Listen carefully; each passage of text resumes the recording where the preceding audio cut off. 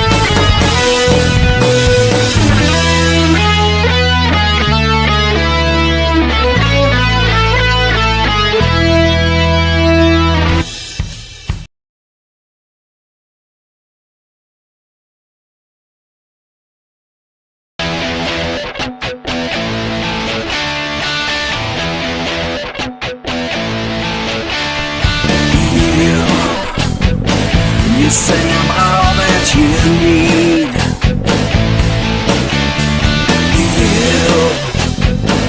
You've got a trick up your sleeve. You just keep rolling on and on. You keep on singing the same old song, but I know where you really belong. Wherever you roam, give it up, you're never alone. Give it up, wherever you roam, give it up, you're already home.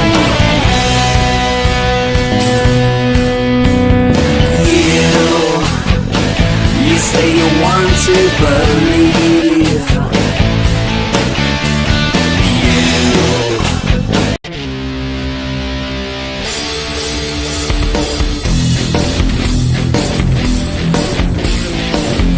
You're welcome here if you're she, he, we or they.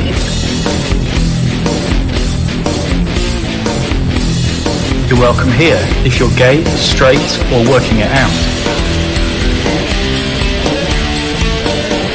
You're welcome.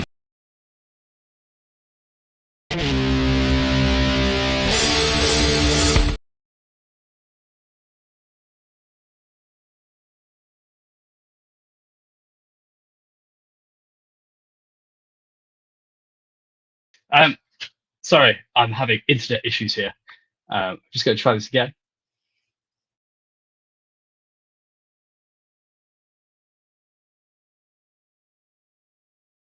Anyway, never mind. It's a good job we're having an interview tonight. So if all this stuff doesn't work, huzzah!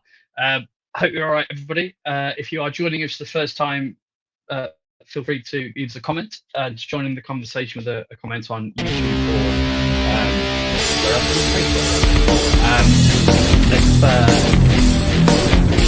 You're welcome here if you're she, he, we, or they. That's been cool. Stuff that challenging You're welcome. or a bit tough. We want to know of, or at least acknowledge that it's tough, but a sense of sharing that so it's not just us on our own, and to kind of share any concerns, hopes about life, the universe, the world, whatever. So maybe it's just a chance to hang out and to, if the internet works, share in some music, but more importantly, share in conversation.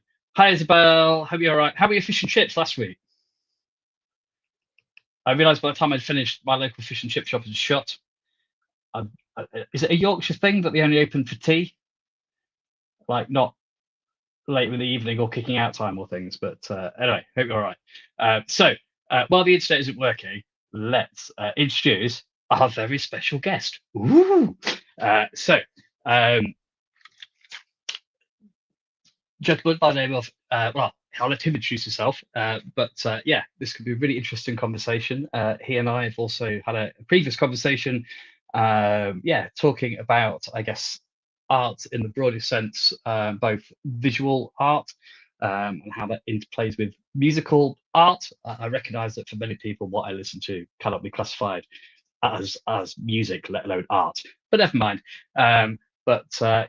A chance to explore encountering something beyond ourselves, the divine, the other, whatever kind of concept we might have, perhaps in places you might not have expected or thought about. I'm glad the fish and chips were cool. Excellent. So I shall bring Jake in. Yeah, it worked. Get in. Hello. Okay. Hello. I am. How are you? I'm all right. Yeah, I realise now I should have worn my one of my 2 black t-shirts for this. I don't feel very metal in like a pale blue t-shirt. That's all good. That's all good. I realised I had this kind of, it's a German thrash band, and I suppose it's based on an icon, but it's quite a skeletal Jesus, which perhaps wasn't the best t-shirt to have worn at the playgroup this morning. Terrorized a few small children. It's sort of like, why's that baby crying? Is it the beard? No, it's this t-shirt. Never mind. Grey is good. Grey is good. Blue is good. So you're doing all right? I'm good. Yeah. I've had a busy week. Good day. I have it's peak hay fever season for me. I went for a run at lunchtime, and like my legs are recovering well, but my nostril and eyes are still steaming a bit. So I'm loaded up with tissue for this the next hour. Do you run? Do you listen to stuff when you run, or do you kind of enjoy the ambience of wherever you're running? Yeah, the quiet really, and like I'm a bird watcher. I love birds, and so I'm listening to birds whilst I'm running, and stopping if I see something interesting.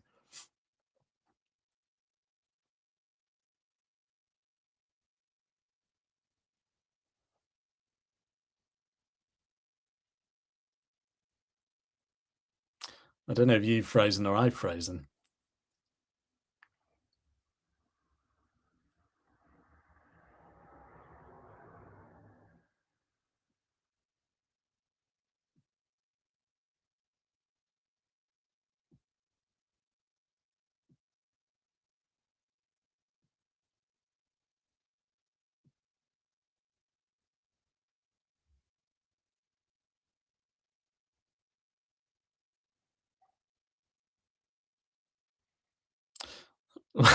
Well, if it's just me now, I think I may as well introduce myself.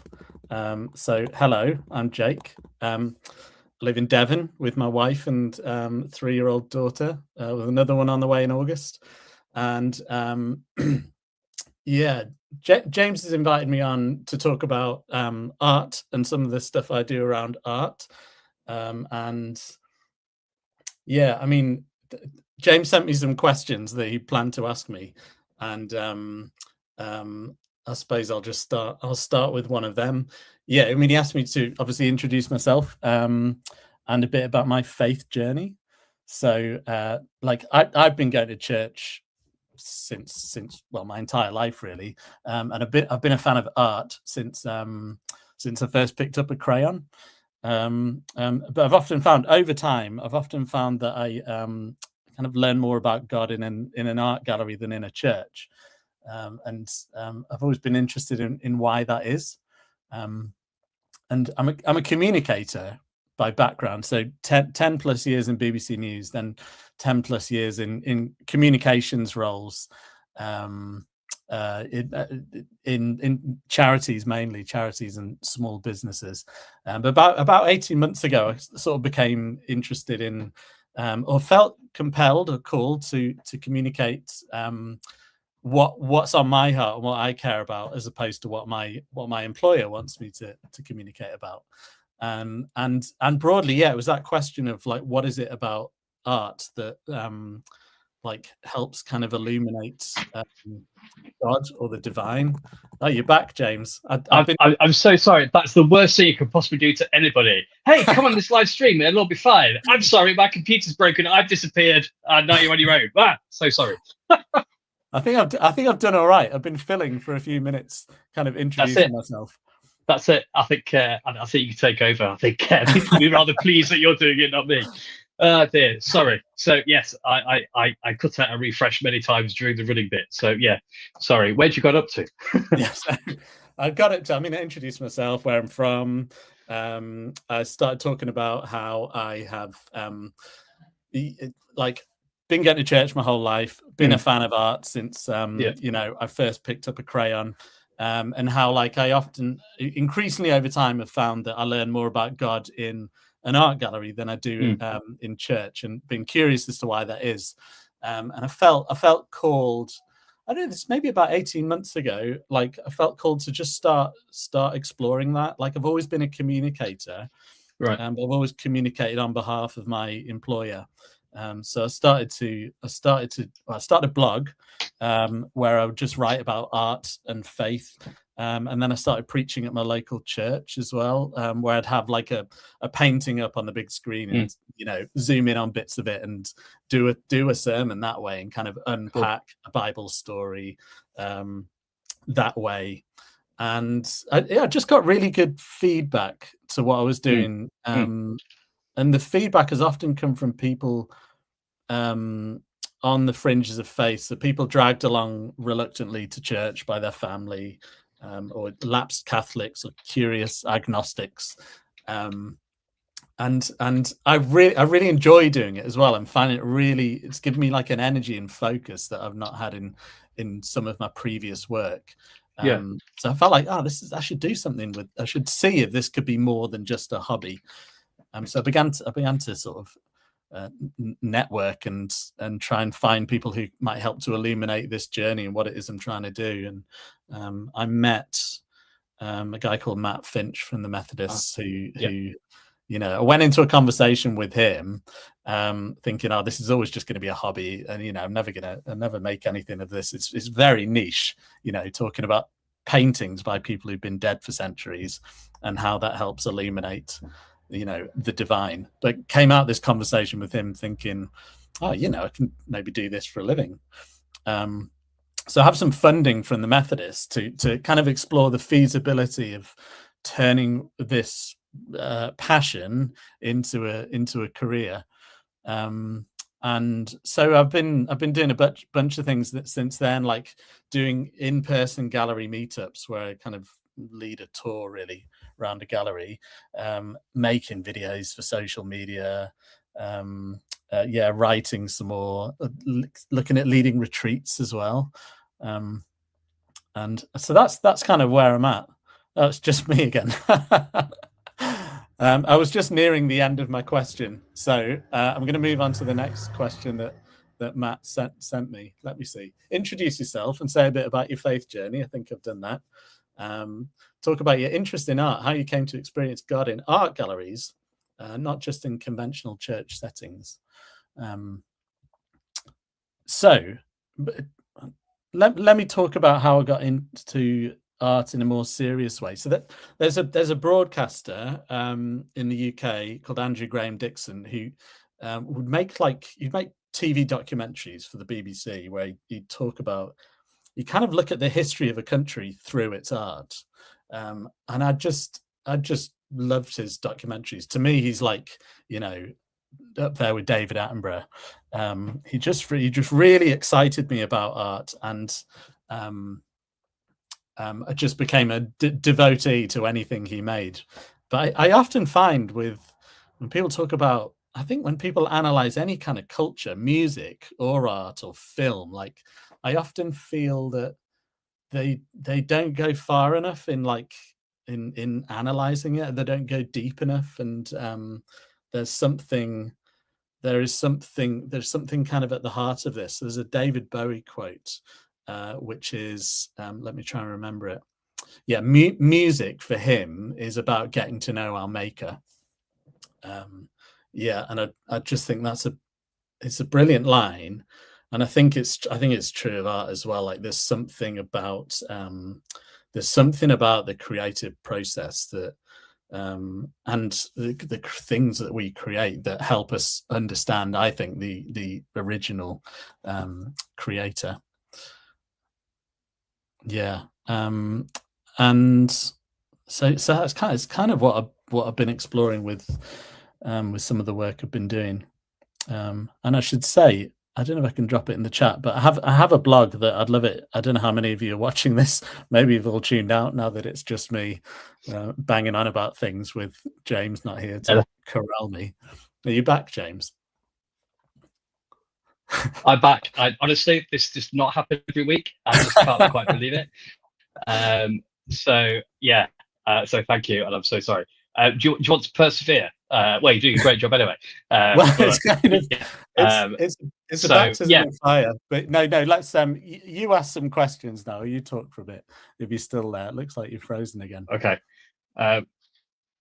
Yeah. Oh no, again. I'll just reduce the minimum amount of stuff that this is trying to do, in the hope that it just and turn off everything else on my computer. There we go. Okay. Question 1. So yeah, you kind of said a bit about finding God in art galleries and exploring that. I remember, growing up. So I did grow up in church, and every week there was sort of the bit for the children where there was a visual aid where somebody would sort of walk out with a kind of an easel and some sort of thing would appear that normally said Jesus by the end of it. So I guess like my experience of art in church growing up was quite limited. But yeah, I've kind of noticed that there's some expressions of faith seem to use art, and there don't have any. Is there any reason from an artistic or historical point of view that you're aware of, in terms of whether is art okay for Christians, but some people in churches don't like pictures of saints or Jesus? Kind of what's going on there? Yeah. You broke up a bit there, but like it's interesting, right? I mean, I think I got the essence of your question, right? So the art I love the most is from the Dutch Golden Age. This is like the Netherlands in the 1600s, and this was a time of like, the Reformation had happened, and so the Netherlands was like a Protestant, whereas the southern, what is now Belgium, was Catholic, and the Protestants were like, arts, we need to get rid of it all. It's like it's sort of leading us astray, and there's something really, like, it's almost too believable. The art that was made during the Renaissance is almost too believable, and there was a real distrust of it. And so they what's it called, the iconoclasm, they call it. And basically, like, you go to any church in the Netherlands now, and they're all whitewashed. There's no art at all, and they destroyed all the statues because they just distrusted it, and they thought it was dangerous. So you go to Catholic Spain now, and you go in a church, and there's paintings everywhere, and you go into the Netherlands, and it's just whitewash. They just thought it was dangerous. And I think that strand of thinking probably does exist in churches to a lesser extent now. But the interesting thing, I think, in the Dutch Golden Age is, like, that kind of the market for religious art disappeared, but it didn't. Like, the divine in art didn't disappear. The divine just reappeared elsewhere, and it became it became more of like a sort of free market for art, and it's a very wealthy country at the time, and Right. like people on a modest income would collect art, you know, like butchers and bakers would collect art, and a lot of this art from the Dutch Golden Age is just the divine is still there, and there was still religious art, you know, that people would commission, but I don't know if that answers you the question you were getting at, but yeah, it's no, it does, understandable. and I guess it links to one of the... Mm. No, sorry, Karen. Yeah, no, I think it's understandable that they did distrust art, because some of the stuff that was produced then in the Northern Renaissance, it was called, was so realistic. Like, you think that can't be painted on, like, that can't be a millimeter thick. That can't have been created by a person. Right. It's just too realistic. Like, and people, you know, I think people feared it in some ways, like it was magic. Right. Yeah. So a bit like in music with the, I know it's overhyped, but like the devil's tritone, you know, it sounded so evil that we can't possibly have that in church, please. Even though it's just music, even though I guess it's putting paint and it's human, human gift, skill, and perseverance that, you know, hones that artistic talent and creates something that absolutely is moving and shocking. But the thing about the idea of kind of ordinary people, butchers and bakers, owning kind of art, because I guess there can be a view that perhaps you know, I don't know, things like the National Gallery is free to go in, and various art galleries are free, and that's fantastic. But quite often, if there's a particular showing, it costs money, or perhaps you have to have a certain type or level of education to stand and appreciate art. So yeah, there can be a perception that art is for certain people and not for other people. Is that been your experience? But it sounds not in the history of art, but actually it is, yeah, that art is for everybody rather than sort of very well-off people or people from particular kind of socially backgrounds. Well, I think there's a really interesting comparison between the Methodism and so again, I talked about the Renaissance earlier, and but the Italian Renaissance. So, like, you know, I bring up Italian Renaissance art, and you think, like, nothing could sound more elitist than that, really, could it? Like, you know, there's something inherently, like, it just sounds almost pretentious, but you think of Charles Wesley writing the hymns, you know, the birth of Methodism, and the music that was being written was specifically aimed to connect with working class people. And actually that Renaissance art in Italy in particular, I don't know about other areas, was explicitly created for the same kind of reason, a lot of it. So there was a kind of, I'm going to show the limits of my knowledge here, but there was a sort of kind of industrial revolution happened in Italy around the time of Francis of Assisi, and lots of people moved from rural areas to the cities for work, poor people, and they lived on the outskirts of the cities, and lived, you know, very kind of a humble existence. And Francis of Assisi wanted to reach these people, so he kind of started this process of building churches on the edges of these cities to minister to the poor migrant communities.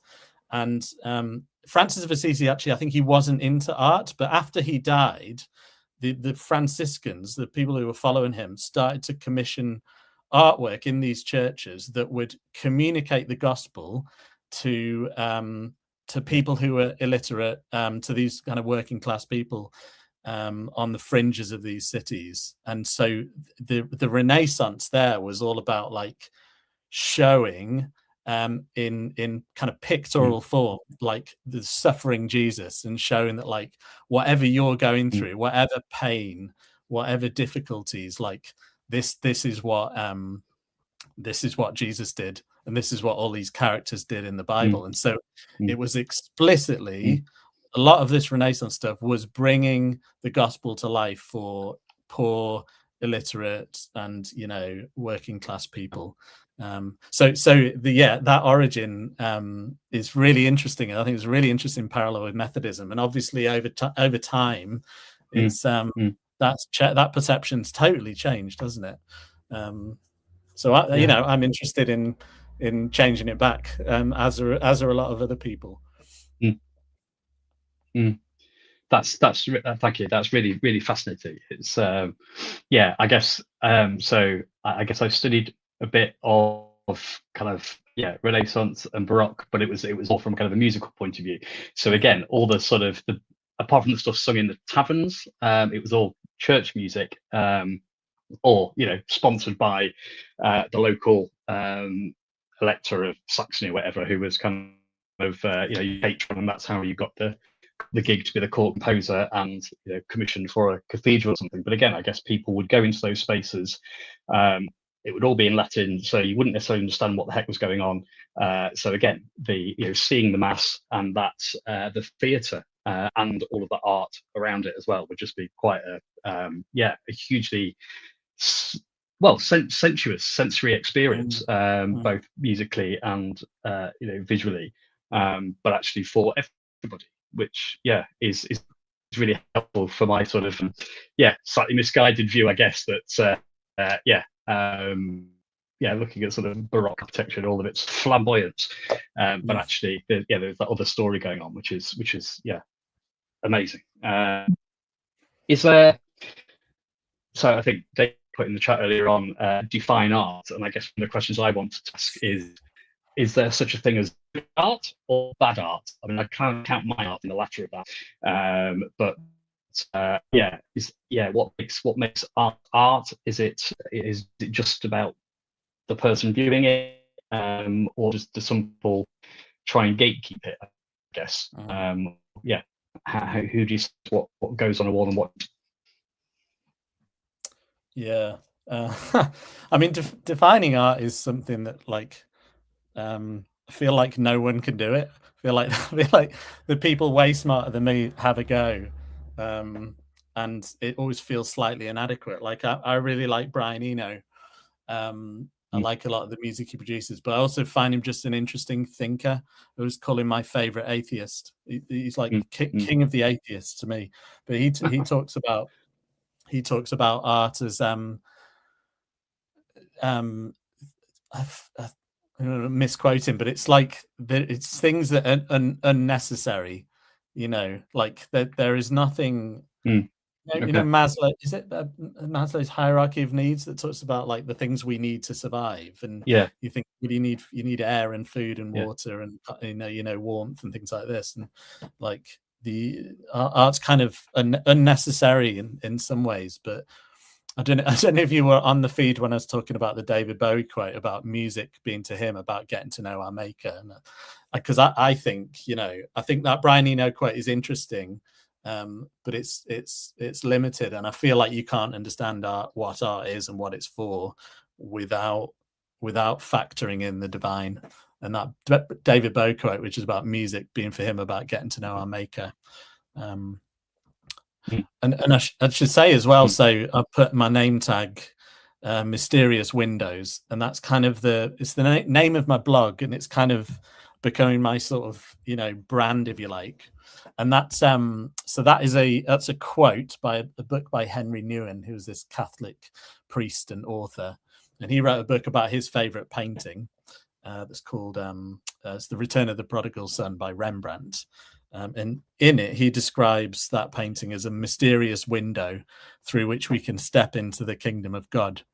And for me, like all the art that I like the most is exactly that. And sometimes it's secular, it's not all religious stuff. So sometimes it's secular, but I feel like art to me is this like mysterious window through which we can peer and understand, the kingdom of God's like this kind of strange and brilliant idea about who we are and where we're headed and all that. And I think so. I just think it's a perfect articulation of what art is, and and you can extend that. So music to me is a mysterious noise, like people don't understand why music makes us feel the way it does, but yeah. And I think I chatted to a guy from a band called Plague of Angels, who was also working with the organist at York Minster. And he was talking about the way that the pipe organ moves air, and the way that a distorted guitar moves air, being actually quite similar to each other.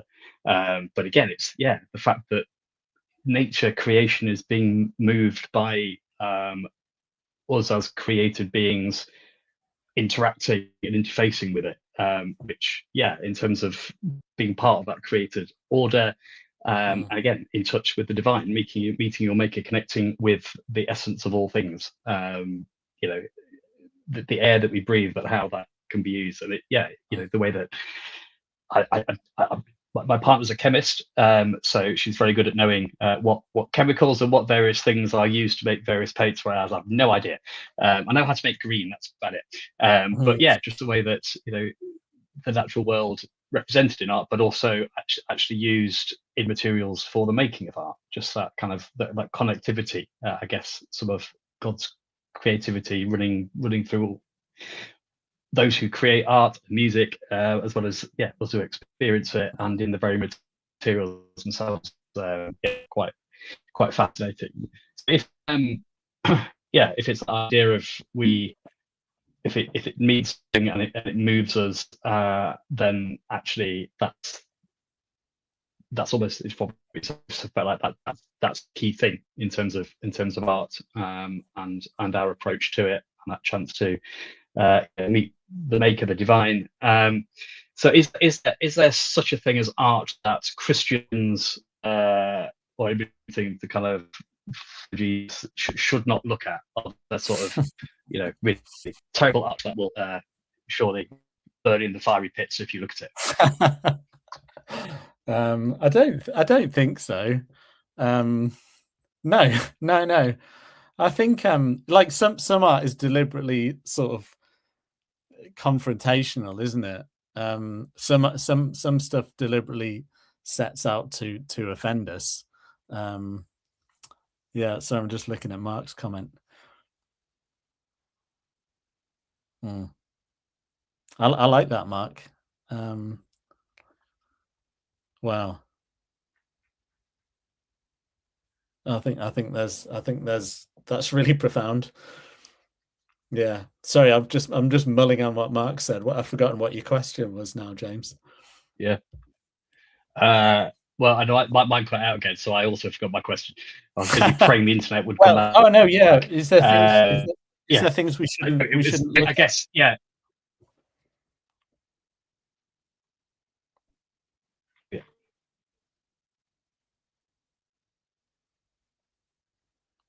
Yeah, you've cut out.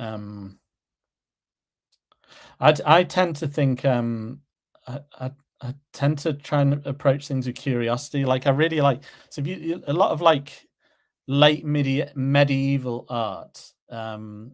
So you think of somebody like oh blimey, what's he called? Bosch, Hieronymus Bosch, you know, like depicted hell. There's all these amazing depictions of hell and demons and horrendous things in art of that period in particular. And like this, we chatted about this, James, when we spoke a while ago. There's something I think that connects a lot of that stuff with horror. Like I really like horror films, and there's something about,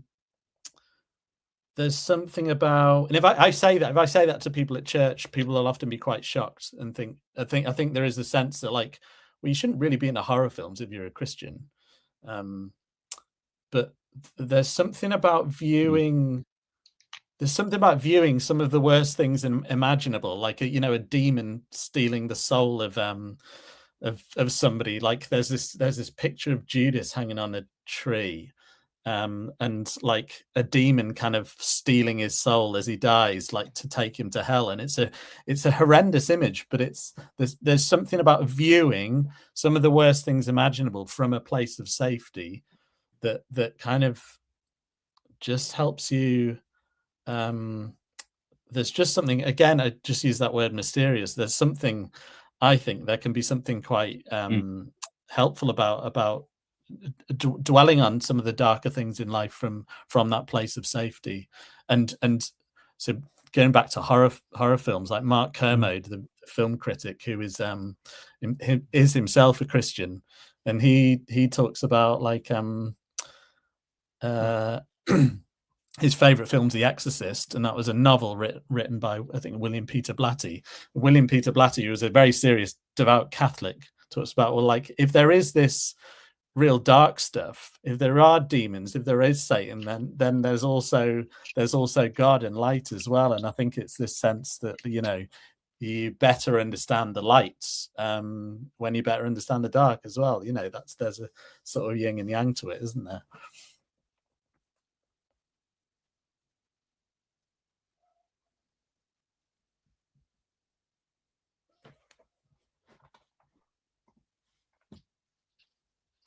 Are you there? Yeah, no, I am. I was listening. I was just wondering if my cameras needed turning a few resolutions to try, but it didn't. All it did was freeze it. Sorry. Yeah, so you're saying kind of like the yin and the yang aspect. So I was thinking, I know you talked about this when you and I chatted.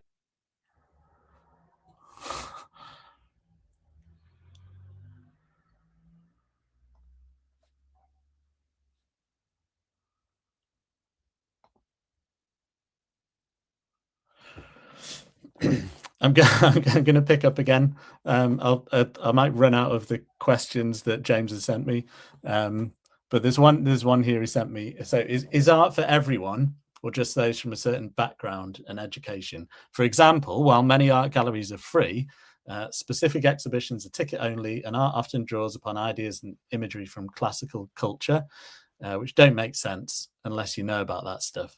Well, that's a good question.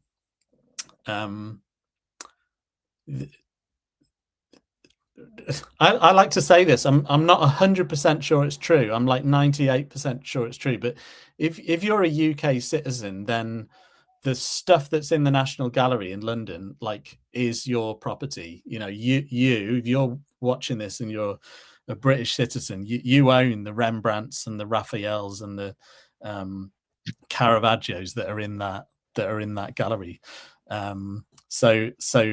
And you know, I was talking about that early Renaissance stuff, which was created for the common man. So I think there's a duty to kind of I feel a sort of desire to reclaim it, definitely.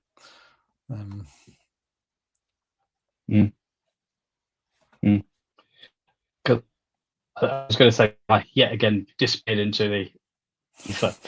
I know we talked about Piss Christ. So I was saying that I went to a talk by an artist, and he showed a picture of Piss Christ, which I think is a crucifix in a bottle of human urine.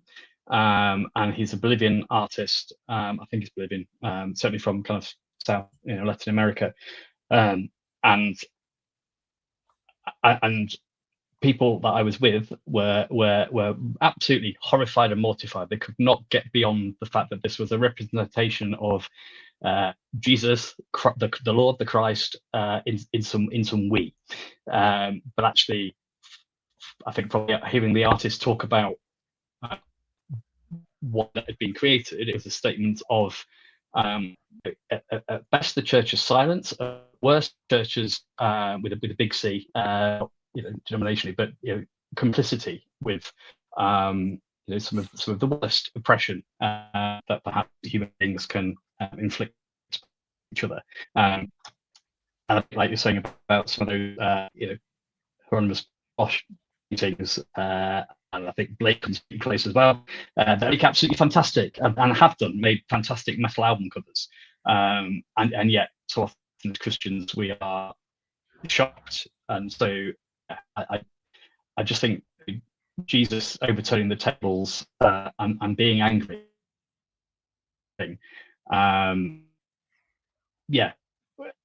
Do we sometimes need to get over ourselves a bit in terms of actually we need to allow Jesus to show us sometimes, understand what is in response to a piece of art, because maybe tell us something through our.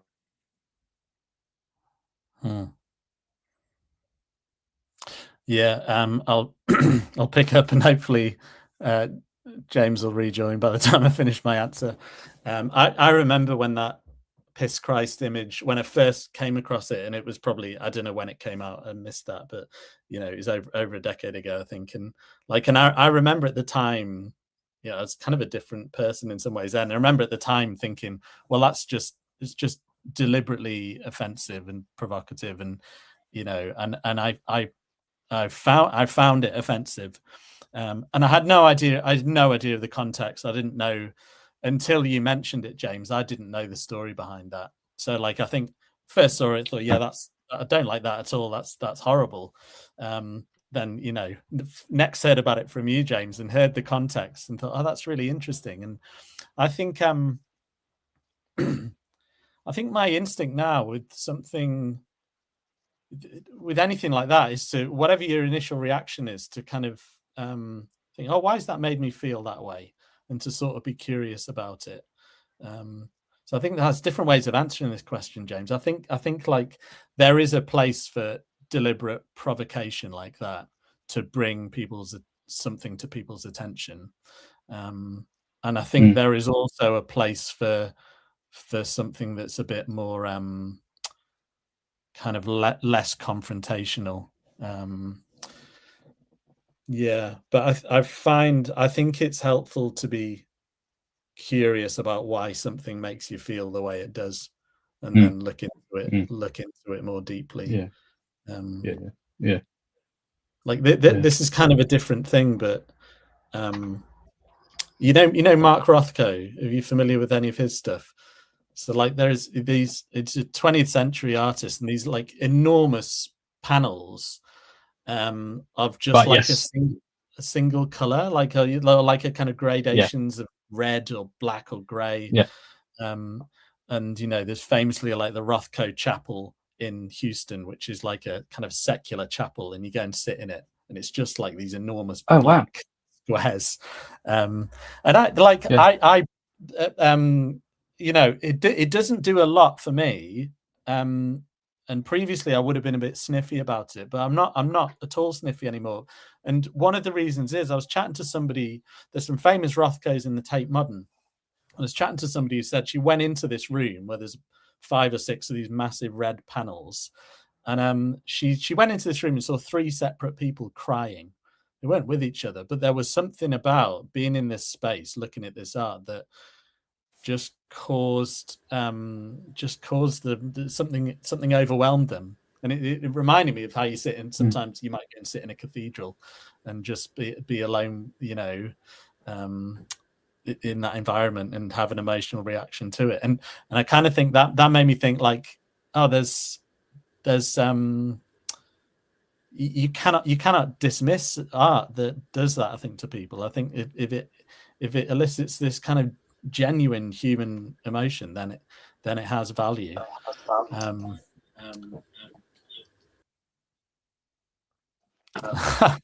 You're on your phone now. You're on your phone now. I am. That's ignore that slows thing. Ignore that slows thing. Oh no, I've created an echo loop, haven't I? Yeah. Is that sound coming out of your laptop?